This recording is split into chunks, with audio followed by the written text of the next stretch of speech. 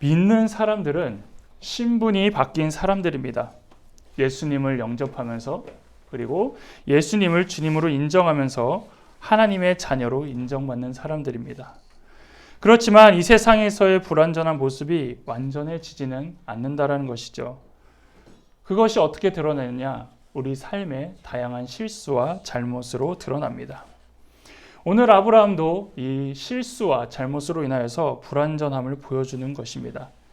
믿음의 시작이었던 아브라함이었지만 인간적인 나약함이 드러나는 부분입니다. 고향을 떠나 가나안에 가는 그 길에 다양한 어려움이 있었지만 하나님이 보호하셨기 때문에 그렇게 큰 어려움이 없었던 것이었습니다. 그러나 잠시라도 그 하나님으로부터 떠나 있을 때에 바로 어려움이 오고 잘못을 하게 되는 것을 오늘 말씀을 통해 알게 되는 것이죠.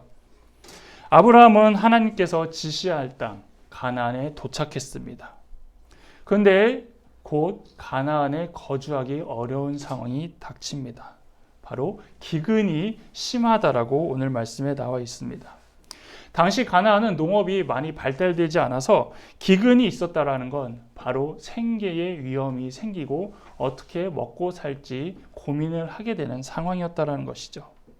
그래서 아브라함이 택했던 것은 나일강 덕분에 곡창지대로 당시 그래도 성공할 수 있었고 먹고 사는데 문제가 없었던 애굽으로 가려고 불가피하게 이동했다라고 성서학자들은 이야기하고 있습니다.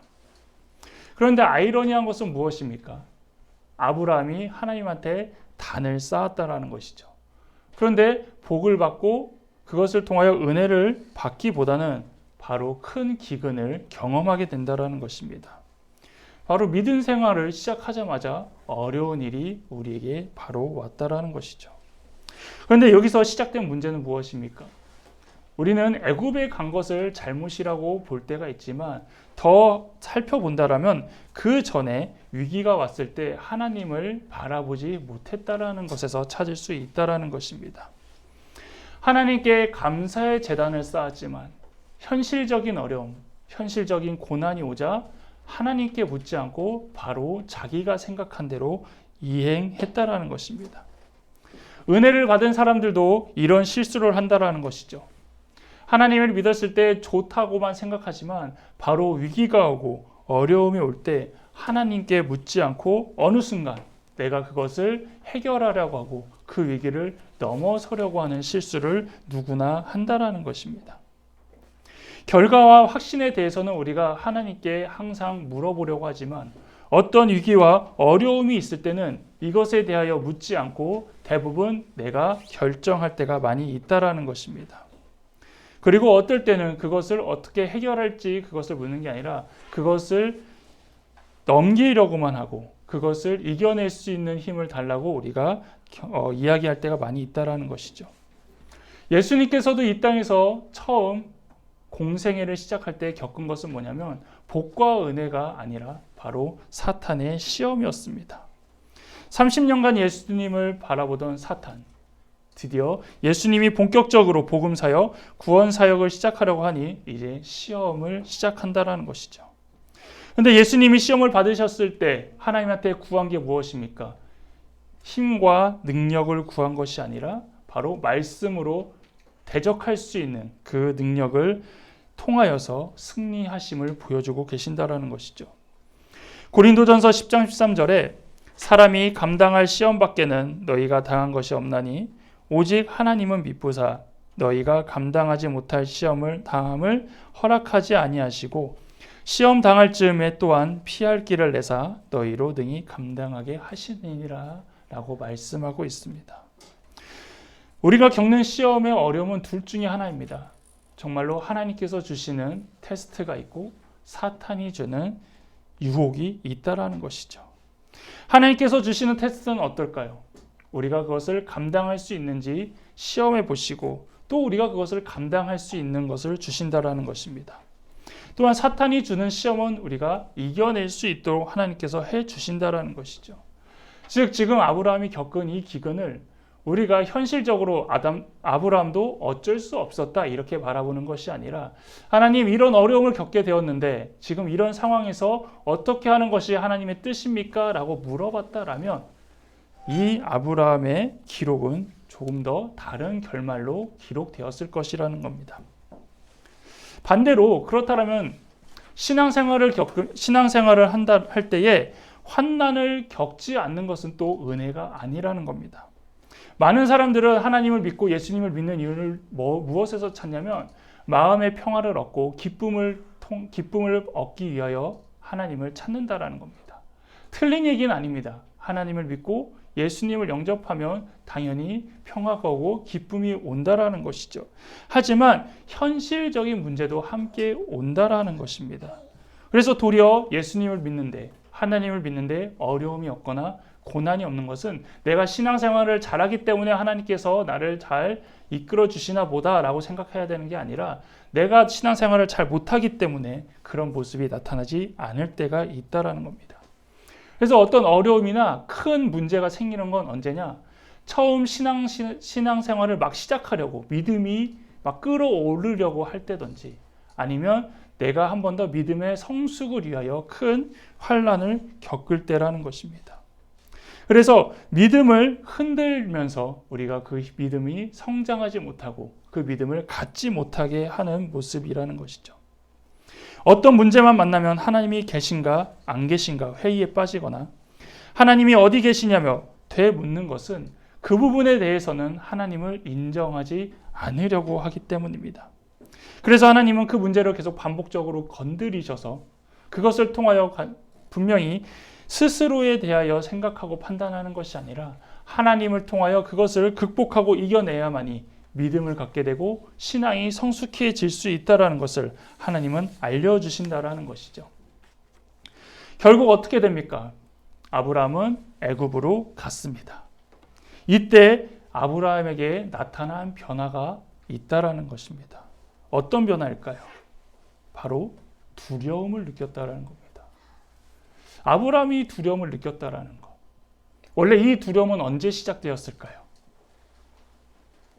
하나님의 음성을 처음 듣고 하나님의 명령을 이행했을 때 두려움이 생겨야 되지 않을까요? 왜냐하면 고향과 친척과 아버지의 집을 떠난다. 아무것도 준비되어 있지 않았는데 갑자기 떠나야 된다라는 것. 이게 더 두려운 거 아니었을까요? 그런데 이때는 아브라함이 두려워했다라는 말은 없다라는 것이죠. 그런데 지금 아브라함은 애굽으로 가면서 도리어 두려움을 갖기 시작합니다. 그 이유는 무엇일까요? 바로 영적 이질감이 생겼기 때문입니다. 그동안은 하나님이 함께 하셨습니다. 아브라함이 갈대아 우르에서 떠나 가나안으로 갈 때는 하나님이 함께 하시고 하나님의 인도하신 것이기 때문에 그 마음에 평화가 있었고 기쁨이 있어서 전혀 이런 두려움을 느끼지 못했지만 지금 애굽으로 가는 건 누구의 선택입니까? 아브라함의 선택이었기 때문에 그 마음에 어느 순간 두려움이 있었다라는 것입니다. 그 두려움은 어떻게 나타납니까? 생명의 위협. 애굽에 가면 나는 왠지 죽을 수도 있겠구나 이런 생각을 갖게 된다라는 것이죠. 그러자 어떤 방법을 씁니까? 아내 사라와 이제 작전을 짜고 나름대로의 말을 맞추는 겁니다. 그것이 12절 13절 말씀입니다. 애굽 사람이 그대를 볼 때에 이르기를 이는 그의 아내라 하여 나는 죽이고 그대는 살리리니 원하건대 그대는 나의 누이라 하라. 그러면 내가 그대로 말미암아 안전하고 내 목숨이 그대로 말미암아 보존되리라 하니라. 왜 이런 얘기가 나온 겁니까? 지금 아브라함이 잘못하면 내가 죽게 생겼다라는 두려움을 갖고 있었기 때문입니다. 가나안에 오는 길에서는 전혀 이런 어려움이 없었을까요? 동일하게 있었다라는 것이죠. 하지만 그때는 전혀 이거에 대해서 생각하지 못했는데 지금 애굽으로 갈 때는 이러한 두려움이 생기고 이런 문제가 아브라함 눈에 보였다라는 것입니다. 사라가 실제로 아브라함의 이복 누이인 것은 사실입니다. 하지만 이렇게 얘기하는 목적이 어디에 있었냐라는 것이죠. 애굽 사람들에게 이렇게 사실적으로 얘기하자라고 얘기하는 게 아니라 여기 보면은 아브라함 자신의 안전을 위해서 이렇게 얘기하고 있다라는 것입니다. 이렇게 말을 맞추고 애굽에 갔습니다. 그런데 결국 문제가 생기죠. 11절에 사라는 아리따운 여인이라고 성경에는 기록합니다. 애굽 사람들은 이국적이고 아름다운 연인인 사라를 단순히 이방 여인으로 바라보는 것이 아니라 그 이상으로 바라보고 있었다라는 것입니다. 지금도 남자들이 길을 갈 때에 어떤 이쁜 여자들, 좀 잘 입은 여자들이 지나가면 어떻습니까? 자동적으로 눈이 간다라는 것이죠. 옆에 아내가 있거나 애인이 있는 사람한테는 아주 혼날 일이지만 그 당시 애굽에서는 그렇게 바라보는 것이 그렇게 크게 문제가 되지 않는 그런 문화를 갖고 있었다라는 것입니다. 당시 애굽 사람들도 그래서 이런 사라를 봤을 때 음욕을 품었거나 아니면 잘못된 생각을 가지고 바라봤어도 전혀 문제가 되지 않는 상황이었다라는 겁니다. 그리고 이 사라에 대한 소문이 어디까지 퍼지게 됩니까? 바로 왕에게 곧바로 전달된다라는 것입니다. 14절 15절입니다. 아브라함이 애굽에 이르렀을 때에 애굽 사람들이 그 여인이 심히 아리따움을 보았고 바로의 고관들도 그를 보고 바로 앞에서 칭찬함으로 그 여인을 바로의 궁으로 이끌어 들인지라. 아멘. 백성들은 뭐라고 생각했냐면 저인을 우리 왕의 아내로 삼았으면 좋겠다. 바로 이렇게 생각하는 거예요. 그래서 얘기를 했어요. 어떤 이방 여인이 나타났는데 아내로 삼으신 게 어떻겠습니까? 한번 소개해주고 싶습니다 하니까 바로의 궁으로 그냥 바로 이끌려 갔다라는 것이죠. 자, 바로 앞에 갔습니다. 아브라함도 같이 갔겠죠. 그리고 소개를 했겠죠. 어느 나라 사람이고 뭐 어떻게 하다 보니까 오게 됐습니다. 자초지종을 이야기했을 것입니다. 그리고 결정적으로 아내가 아니라 동생이라고 소개를 했다라는 겁니다. 그러자 바로 왕은 어떻습니까? 사라를 아내로 맞이하려고 했고 전혀 문제가 되지 않는다고 생각했습니다. 결국 사라를 아내로 맞이하고 아브라함을 잘 대접합니다. 그것은 아브라함을 손님으로 대접한 것이 아니라 혼수로 대접한 것입니다. 사라를 아내로 맞이했기 때문에 신랑이 신부될 사람의 가족에게 선물을 주는 그 문화에 따라서 많은 예물을 준 것으로 선물을 주고 있다라는 것이죠. 아브라함이 애굽을 가면서 사라를 동생이라고 소개한 것은 바로 나름대로의 계획과 개인의 안전을 위한 것이었습니다.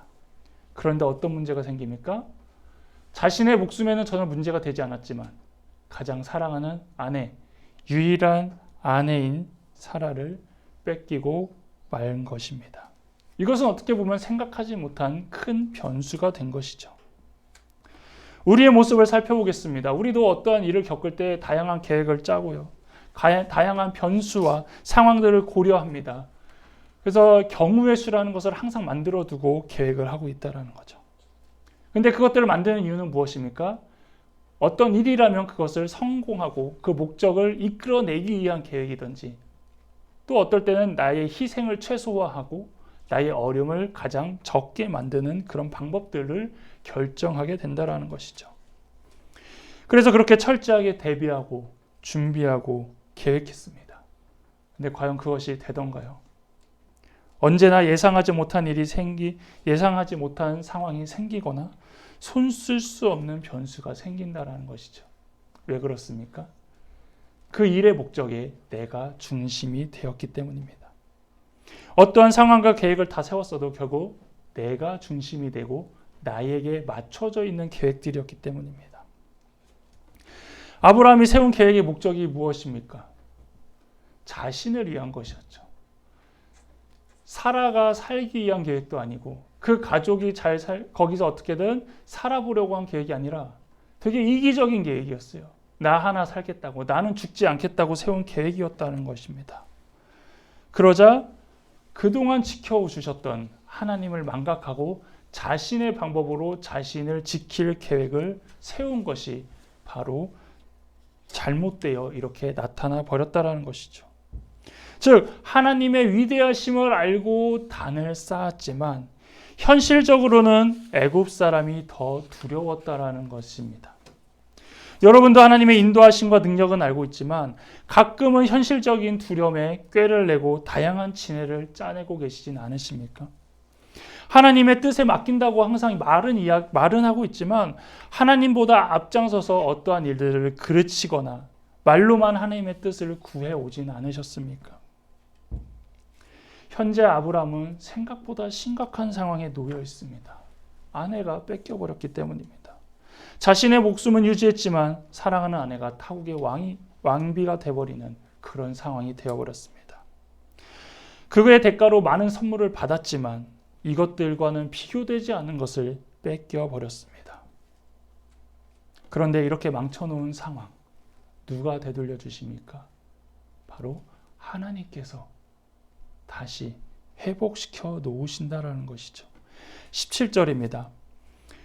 여호와께서 아브라함의 아내 사레의 일로 바로와 그 집에 큰 재앙을 내린지라. 바로의 입장에서는 억울했겠죠. 전혀 문제가 되지 않는데 어느 날 하나님이 나타나 사라 때문에 재앙을 받았다라는 것입니다. 아브라함의 동생이라고 해서 아내를 맞이했는데 재앙을 받은 바로 입장에선 억울했을 수도 있습니다.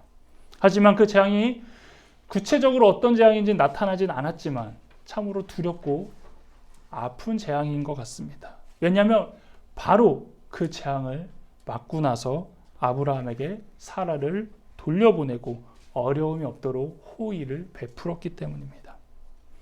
아브라함은 잘못된 판단으로 위기에 처했지만 하나님은 도리어 이 사건을 통하여 믿음의 사람을 보호하고 있다는 것을 우리에게 알려주십니다. 자신이 살기 위해 잔머리를 굴려가며 아내를 빼앗기긴 했지만 결국 하나님이 개입하셔서 바로를 직접 꺾으시는 것을 아브라함은 경험한 것입니다. 이 사건을 통하여 아브라함은 하나님을 더 믿고 의지하며 알게 되었다는 것이죠. 믿음의 사람은 세상에서 불편함을 느끼고 살아갑니다. 그래서 이질감이 생깁니다. 그래서 이질감이 생긴다고 하나님이 안 계신다고 말할 수 없다라는 것입니다. 이질감은 있지만 그곳에서도 하나님을 만나고 하나님의 주권을 배우고 하나님을 따르는 법을 배우는 것입니다. 이것을 바로 우리는 믿음의 길이라고 말할 수 있고 또한 이질감을 통해 오는 고통과 고난과 두려움을 경험하면서 하나님의 역사와 능력을 체험하며 믿음이 더욱더 견고해지고 성숙해지는 것입니다. 그래서 이것을 믿음의 특권이라고 표현하고 싶습니다. 믿음이 있는 사람만 경험할 수 있기 때문입니다. 믿음을 갖고 있는 사람도 현실에서는 실수할 수 있습니다. 우리의 삶의 환경에서는 다양한 상황들과 변수들이 있기 때문입니다. 아브라함의 거짓말, 악의는 없었습니다. 사실이기도 했고 또한 믿음을 가졌다고 초인적인 힘을 갖지 않기 때문에 살려고 그 두려움에 맞서 이렇게 이야기할 수 있었다라는 것입니다. 그렇지만 돌이킬 수 없는 아브라함의 실수, 하나님께서 개입하셔서 다시 바로 잡아주신다라는 것. 그 이유는 하나님은 자신을 믿는 사람을 결국 책임져 주시고 끝까지 인도하신다라는 것을 알게 하시는 것입니다. 요한복음 1장 12절에 영접하는 자, 곧 그 이름을 믿는 자들에게는 하나님의 자녀가 되는 권세를 주셨으니 라고 말씀하십니다. 하나님을 믿으면 하나님께서 책임지는 것을 예수님을 영접하면 자녀가 되는 권세를 갖는 것과 같은 의미입니다. 하나님의 자녀들의 특권은 무엇입니까? 은혜와 복을 누리는 쪽에 맞춰져 있지만 더 크게 보면 결국 하나님의 보호하심 아래 살아가고 있다는 것이죠. 또한 죄를 짓거나 잘못을 저질러도 용서받고 다시 회복할 수 있고 다시 일어설 수 있는 기회가 있는 것. 이게 자녀의 특권, 믿음의 특권이라는 것입니다. 그래서 하나님을 믿는다는 것은 예수님을 영접하는 것이고 그래서 거듭남도 특권이 되는 것입니다. 우리가 예수를 전하고 복음을 전하는 이유는 무엇입니까? 이 특권이 너무 좋기 때문에 소개하는 거예요.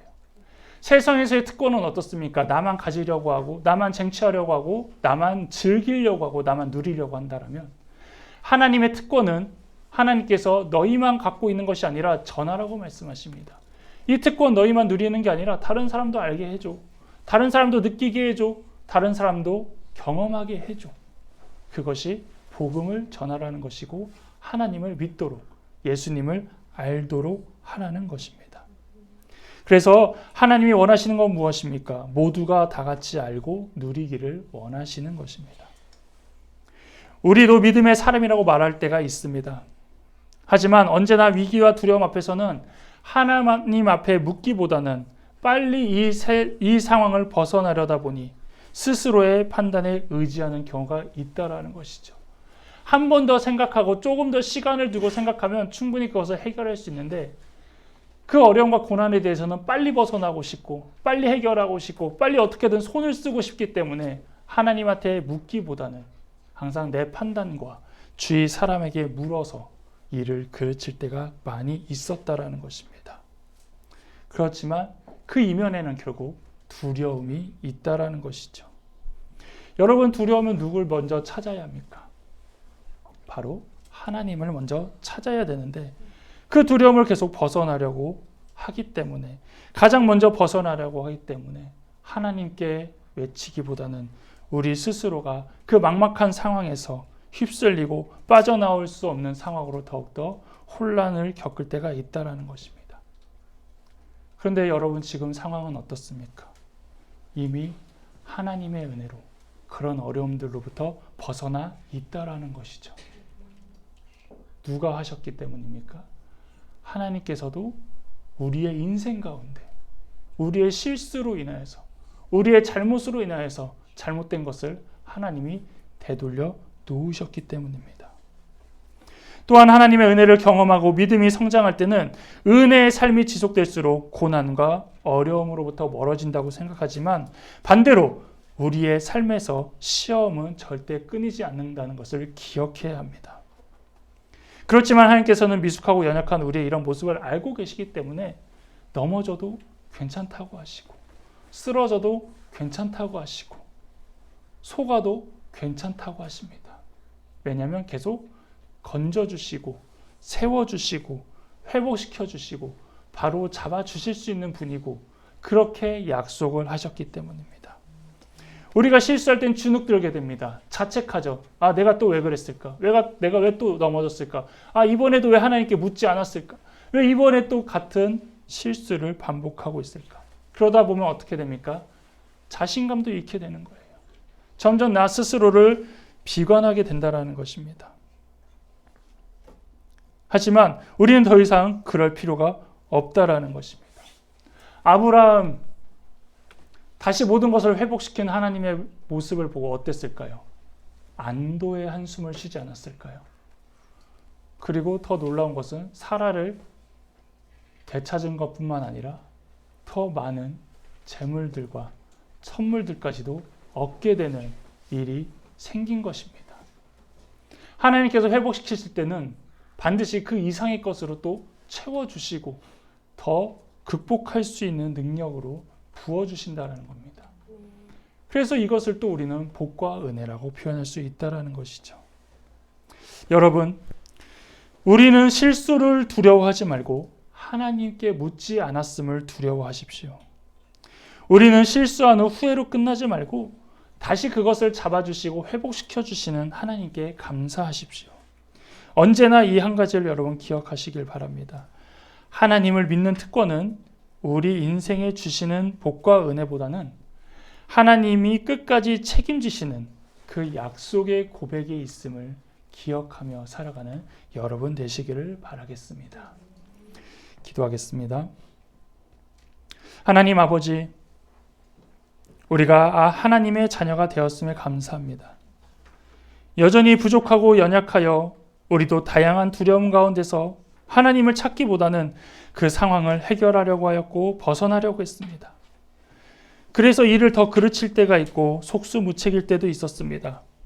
그럼에도 하나님께서 개입하셔서 바로잡아 주시고 큰 어려움을 겪지 않도록 회복시켜 주셔서 감사합니다. 오늘 말씀처럼 우리가 겉으로만 단을 쌓아 하나님께 나아감을 강조하기보다는 정말 필요할 때 하나님부터 찾는 모습이 되도록 인도하여 주시고 변화시켜 주시고 이끌어 주옵소서. 예수님의 이름으로 기도합니다. 아멘.